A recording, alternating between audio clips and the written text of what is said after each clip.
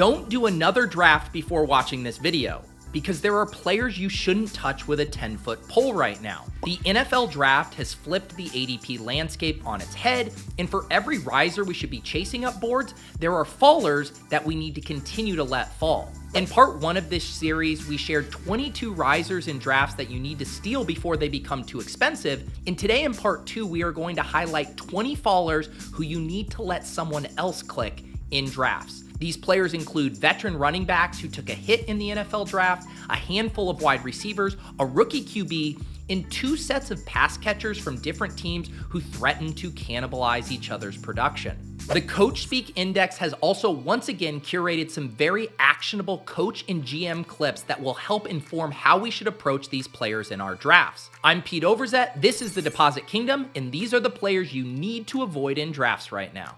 We are still in price discovery mode in current underdog drafts, specifically Best Ball Mania 5, which launched on Monday, April 29th. And I'll admit, it's certainly way more fun to talk about draft targets and risers, but it's equally as important, if not more important, to our fantasy teams to avoid landmines. And it's something we have to actively fight against because ADP is a hell of a drug. One thing that is very different with ADP fallers versus risers is fallers fall slower than risers rise, if that makes sense.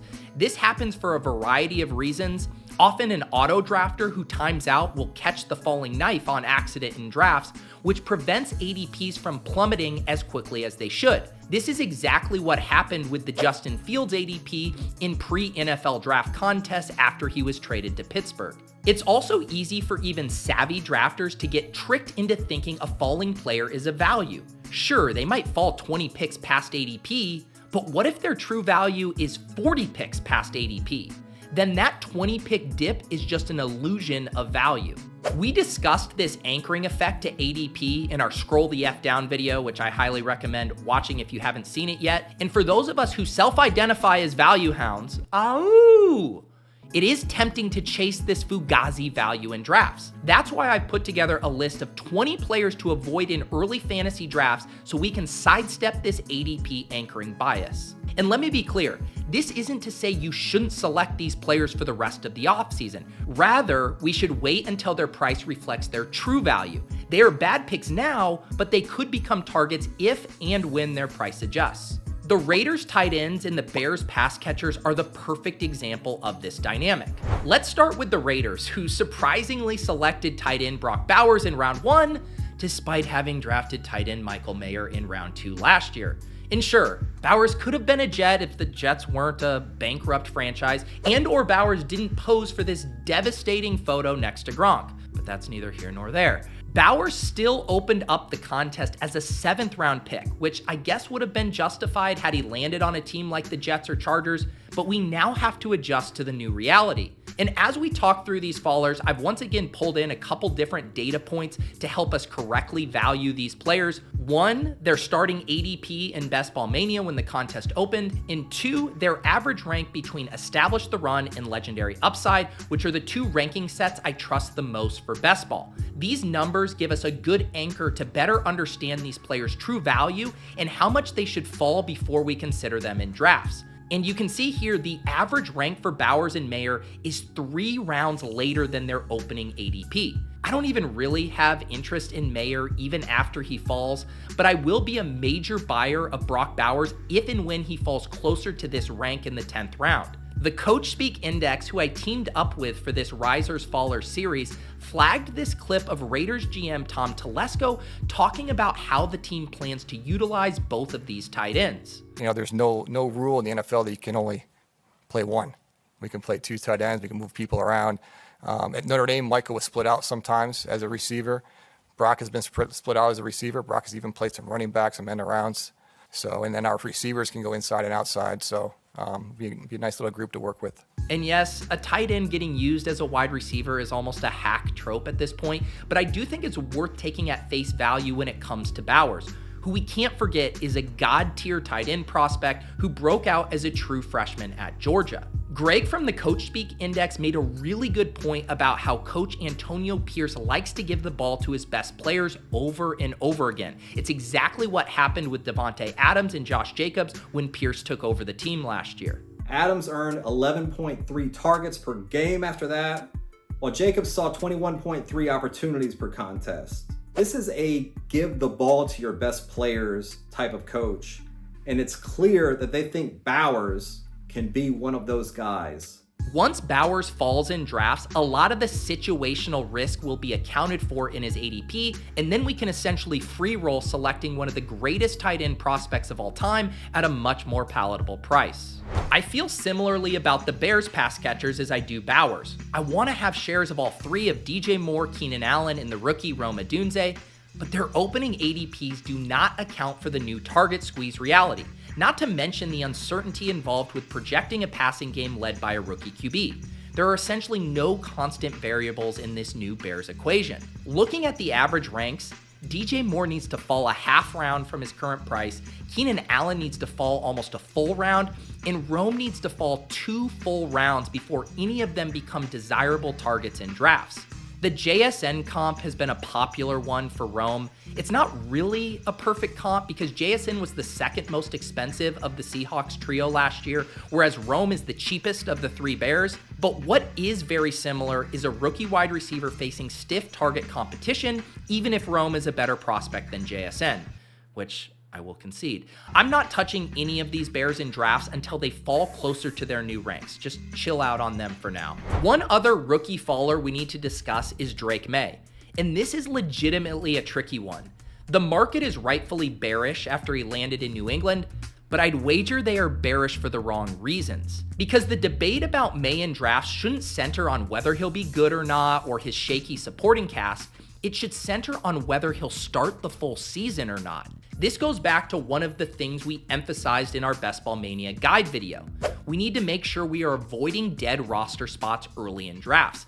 And it's worth approaching Maye extremely cautiously right now because it sounds like there's no guarantee he's gonna open up the season as the starter. Listen to these Jerod Mayo clips the Coach Speak Index pulled right after they selected Maye. We're not sitting here saying that Drake is our starting quarterback. I think he understands that. He understands the things that he has to get better at. I don't think many rookies are ready to just jump in and play. And look, at the end of the day, our philosophy is the best players will play. That doesn't sound encouraging whatsoever, even if it's likely that Maye starts at some point this year. But there's more risk here than usual for a quarterback who was selected 3rd overall. The Patriot way, aka being frustratingly obtuse and stubborn, is alive and well.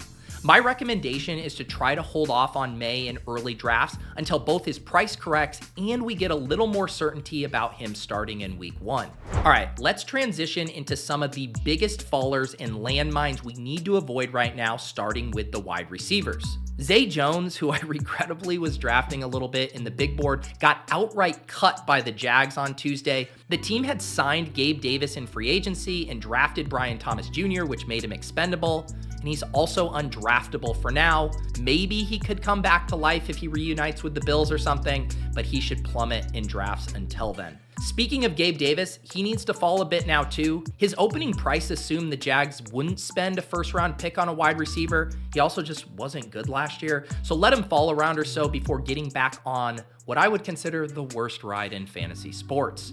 Next up, we got 2 pairs of rookie sophomore wide receiver duos who threaten to cannibalize each other's value. The Broncos drafted Troy Franklin, who is our generation's Marvin Mims, who is that generation's KJ Hamler. The circle of life continues. And both Franklin and Mims need to drop multiple rounds in ADP, specifically Franklin, who was a very popular pre-draft pick, but then fell in the draft. I'll have 0 Franklin for now, but I'll be excited to cheaply stack him some with Bo Nix later in draft season. People do forget they were college teammates. I should mention, though, because of the rookie thirst in drafts combined with the ADP anchoring effect we mentioned, it might take longer for the overpriced rookies to correct compared to less sexy veterans. So be patient with your Franklin shares. The other duo here that took a hit is in Indy, Josh Downs and rookie AD Mitchell. Mitchell was going extremely high in big board drafts with the assumption he'd be a 1st-round pick, but he now needs to fall 4+ rounds after tumbling in the real draft. I think 80 is probably the worst pick at current ADP in Best Ball Mania, so you're gonna have to be patient with getting your AD Mitchell shares. It's gonna be a slow bleed down with his ADP. Both AD Mitchell and Downs are very fun stacking partners with Anthony Richardson, but the prices for that double stack should be way better a month or so from now, so just hold off for now. We can now move on to the veteran running back fallers, where we get some marquee names who took a hit after the NFL draft. Let's start at the very top with Kyren Williams, who opened the contest with a round 1-2 turn ADP, but now needs to fall a bit after the Rams selected Blake Corum with a premium pick in round 3. The whole selling point for Kyren Williams heading into the season was volume, and now that thesis is more in question than it was before the draft. The Coach Speak Index unearthed a quote from last season when Kyren was returning from injury, where McVay said 95% of the snaps was too much for Kyren to sustain going forward. You want to be able to ride the hot hand. You want to make sure that you're able to get him in the flow of the game. But 95% is something that we definitely want to be mindful of, taking some snaps off him. This is notable because last year McVay didn't have any other backs he could trust. And so we got bell cow Kyren even after he returned from injury. But we now need to consider the possibility that McVay will trust Corum enough to eat into Kyren's bell cow role. Coach Speak made a very good point about why we need to be patient with making strong conclusions about how this backfield will shake out. Sean McVay has a very, very high standard for his players to see the field. And this is a situation where I'm just anxiously waiting to hear what McVay has to say about the backfield once we get into training camp, because he has a 95% reliability rating on depth chart Coach Speak and an 80% reliability rating on usage and workload Coach Speak.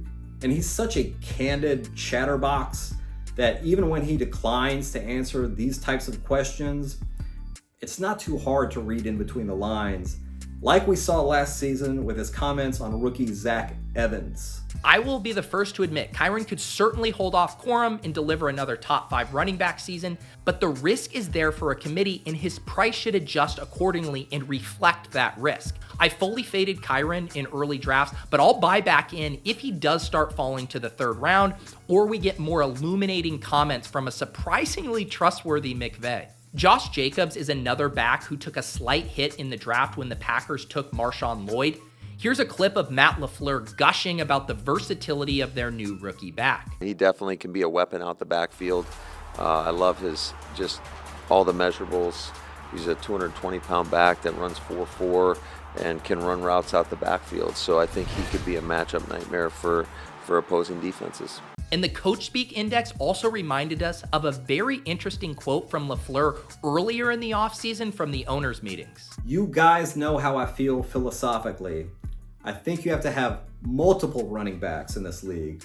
I don't see it really changing much in terms of how we want to use our backs. LaFleur has a 75% reliability rating on depth chart Coach Speak and a 70% reliability rating on usage and workload Coach Speak.